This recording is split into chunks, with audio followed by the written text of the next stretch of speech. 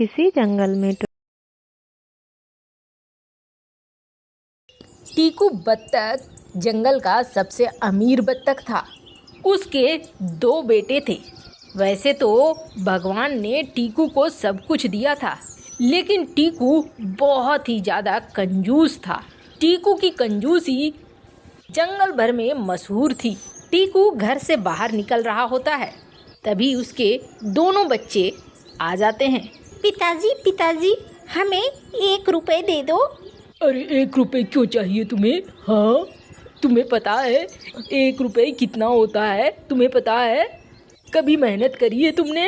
1 रुपए चाहिए, क्या करोगे 1 रुपए का? पिताजी, सर्दियों का मौसम आ रहा है, मैं मूंगफली खरीद कर लाना चाह रहा था। जंगल में उस कोने में मूंगफली बिकती है। मूंगफली? नहीं, मूंगफली वगैरह नहीं खाना। घर में जो अनाज पड़े हैं सूखे, उसे ही खाओ। कहते हुए टीकू निकल जाता है। ये जो आजकल के बच्चे हैं, हाँ, पैसे कैसे कमाए जाते हैं इन्हें पता है। कितनी मुश्किल से पैसे आते हैं। भी उसे सड़क पर पड़ा हुआ 10 का नोट दिखता है। वो नोट लेने के लिए आगे बढ़ता है। अरे 10 रुपए, मुफ्त के, वो भी मुफ्त की चीज लेने में तो बड़ा मजा आता है। जैसे ही टीकू बत्तख 10 रुपए के पास पहुंचता है, वो 10 रुपए और आगे निकल जाता है। उसे पकड़ने के लिए टीकू और आगे बढ़ता है और आगे निकल जाता है 10 रुपए। खींचते खींचते वो 10 रुपए अपने साथ लेकर चला जाता है एक पेड़ के पीछे।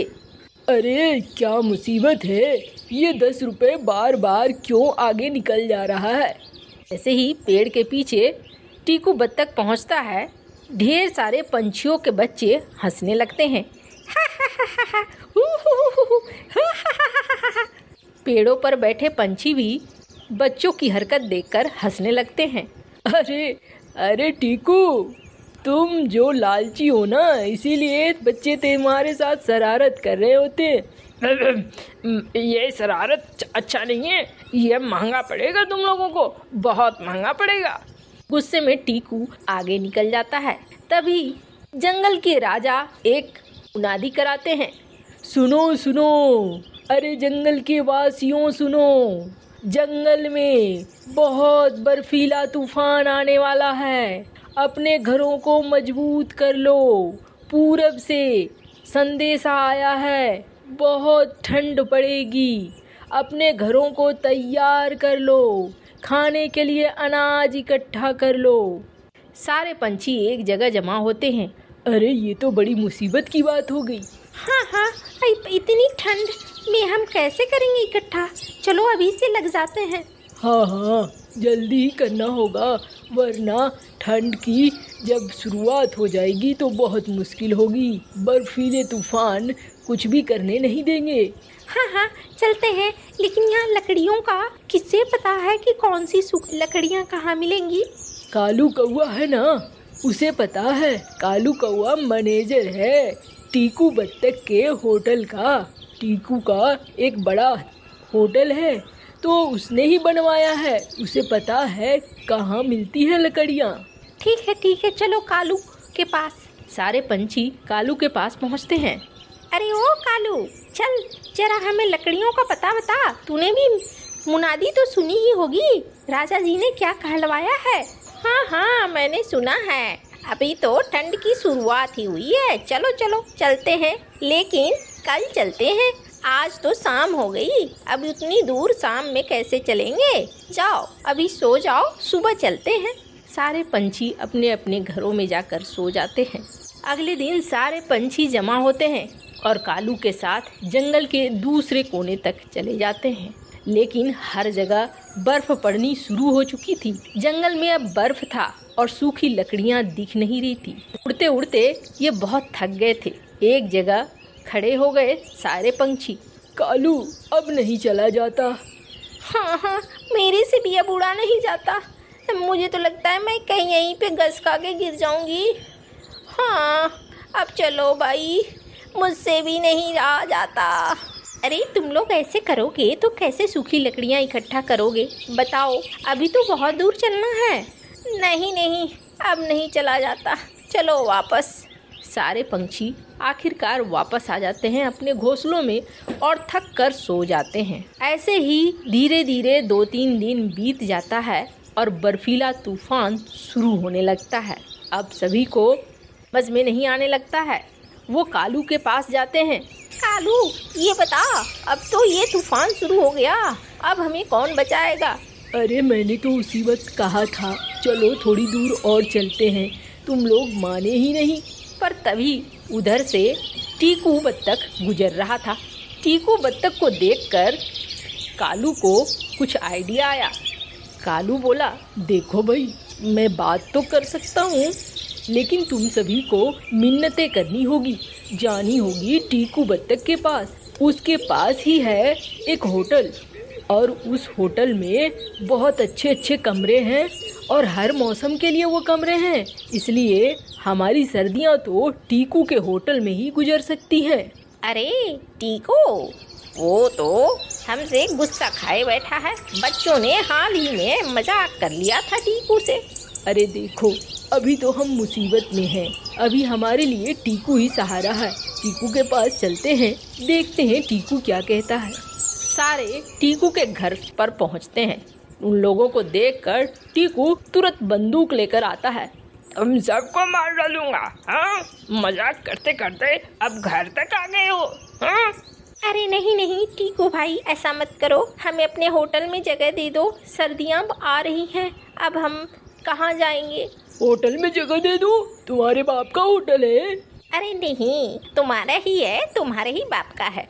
मेरे बाप का नहीं, मेरा है, मेरा। हाँ हाँ, समझ में आया, तुम्हारा है तुम्हारा।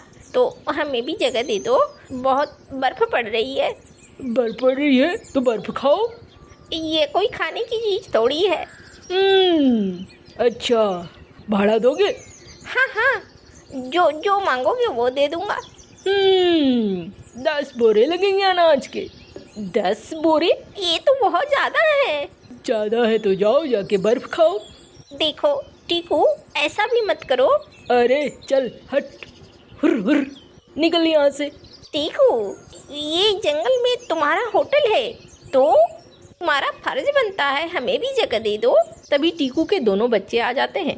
पिताजी पिताजी, जगह दे दो इनको, ठंड में ये कहाँ जाएंगे? अरे कहीं भी जाए, तुझे भी जाना है तो इनके साथ जा, रोज घर का खर्चा बढ़ाता है। टीकू दरवाज़ा बंद कर लेता है।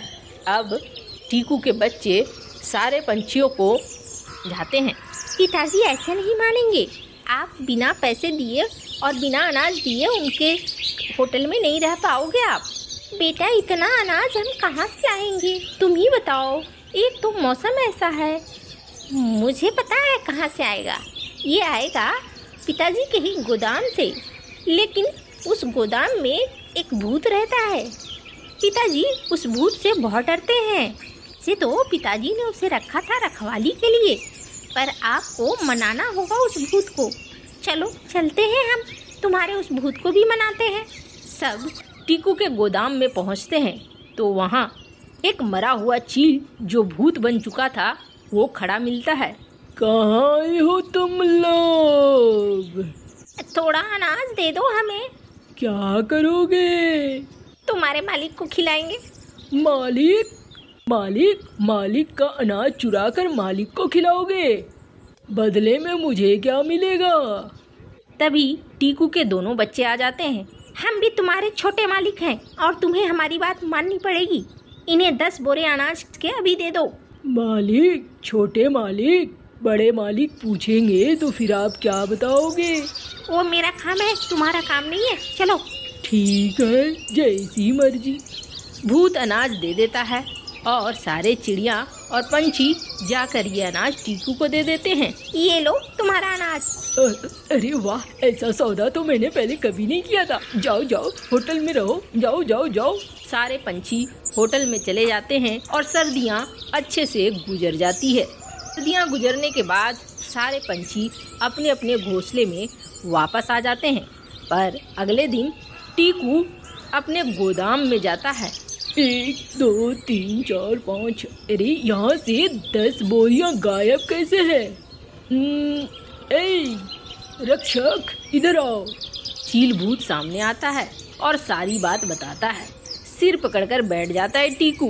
हाय रे, अपनी ही कौड़ी फूटी हुई है।